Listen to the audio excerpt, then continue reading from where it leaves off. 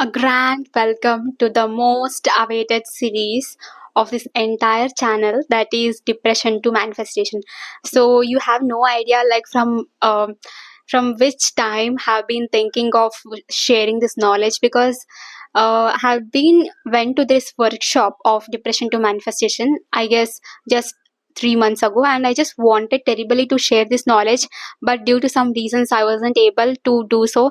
But I was trying to do in LinkedIn, but it's time somehow to do here as well. So yes, today is the first day for this for starting this Depression to manifestation series. So I'll just give you some important information so that you get an idea like what it could be about. So from this course you'll be learning about manifestation, and also most importantly how to overcome whatsoever the insecurities and negative situation you are in. So this is exact same course that I attended when I was dealing with heartbreak healing, and also in that depression phase. So this literally helped me a lot. I hope this will help you too if you are dealing with same situation. So now let's get started with the first concept of this entire Depression to Manifestation series. So the first concept is, so today we'll be talking about how to manifest wealth. Okay, so everyone want wealth. So we all want to have more wealth, more abundance, more money. But how can we actually manifest this? So this concept takes us to a spiritual story that we all are familiar with. So that is Samudra Mantana. I hope you all heard of this Samudra Mantana, and it's a churning of cosmic ocean where devatas and asuras are, you they were churning the cosmic ocean.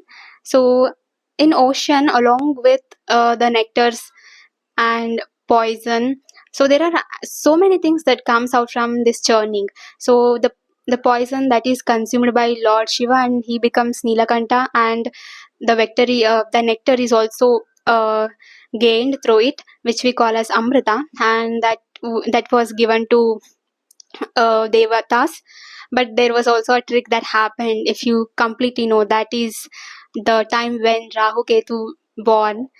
So in this entire thing, just like how poison and nectar came, just the similar way some other divine trees, some other divine cow, that is Kamadhenu, like this, some other divine things also came out from this churning of cosmic ocean in Samudra Mantana time. So along with other things, uh, goddess Lakshmi also comes from that churning. So this goddess Lakshmi, she is the representation of wealth, money, and abundance. So the role of Lakshmi is very huge when it comes to Kali Yuga. So when she comes, it was the time of Swayamvara.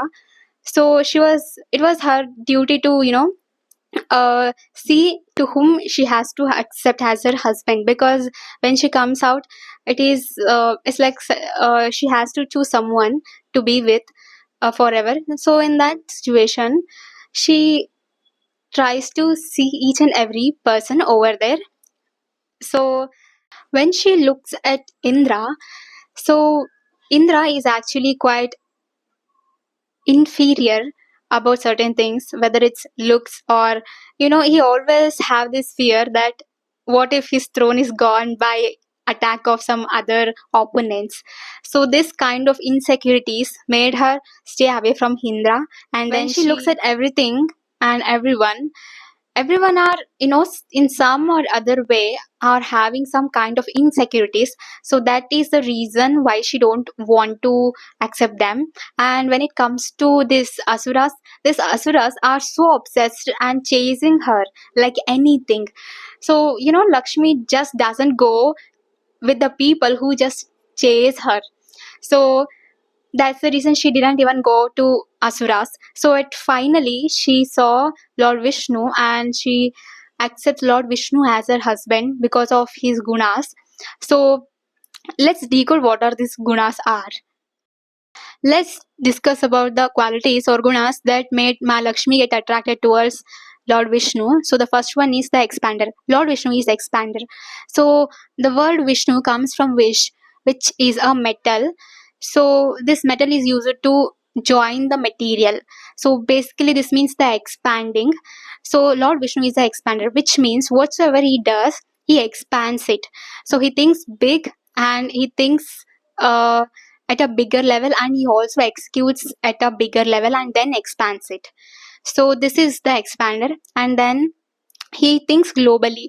So Lord Vishnu always thinks positive about others, and he always thinks about others with good intention.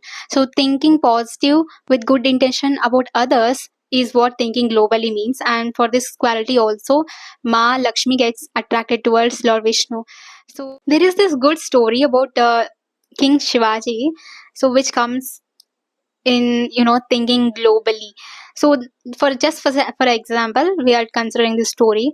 So this King Shivaji, he never used to, listen to his astrologers who used to say, do not make war in this time because of astrological transit.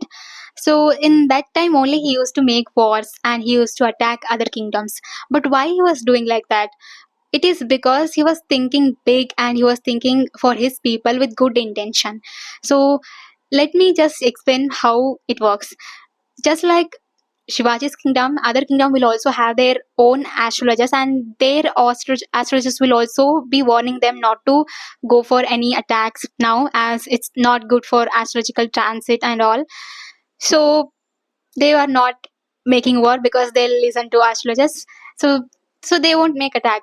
So if others are not making attack, then this is right time to make attack. That is what he always believed and thought was, and that's what he was doing. So breaking rules and thinking big and thinking for his people was ideal of King Shivaji. And this is also the same quality that we see in this thing globally. So next comes he Lord Vishnu. He never feels bad about himself. He always feel good about himself. He doesn't have any kind of insecurities. So this is also one of our important trait that attracted Mahalakshmi towards him. And then he is generous. So he's very kind. He always listens to his devotees and also the devatas who come for him for asking for help, and he is very empathetic. So this is also a reason why she get attracted to Lord Vishnu. And then there is very important trait that we call as act of service. So this act of service is very important trait for manifestation as well.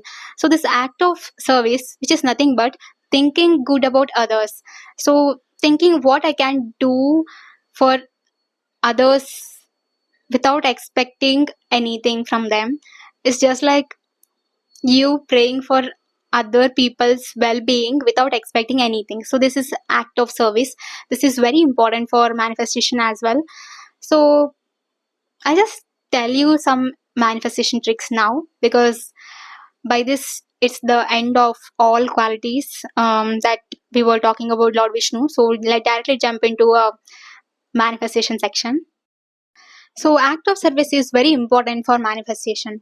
So just consider, for example, if I ask something like I want a car, then it's just a wish. But if I say like this, I want a car because I want to see my parents sitting in it and having that comfort of car, then I'm not asking for myself, I'm asking for my parents. So this becomes an act of service in manifestation. So this act of manifestation will fasten the results. And so from this whole thing we learned that becoming capable, and along with the right mindset and act of service, is very essential for manifesting anything in the world, and also for wealth as well.